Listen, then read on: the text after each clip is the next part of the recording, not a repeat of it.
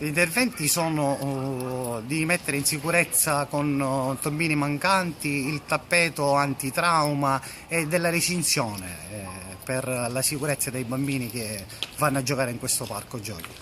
Dall'amministrazione centrale, se non ci saranno risposte, sarà alzare la voce e andare direttamente a portargli e fargli sentire che il quartiere ha bisogno di determinate cose, di parco giochi, di farsi sentire vicina all'amministrazione centrale verso il territorio, la zona sud. E diciamo che è stato etichettato dalla zona sud, è stata etichettata soltanto da articoli di cronaca, e invece no, invece ci sta gente che lavora, gente che è laureata, gente che si diploma, ci sono ragazzi abbastanza intelligenti.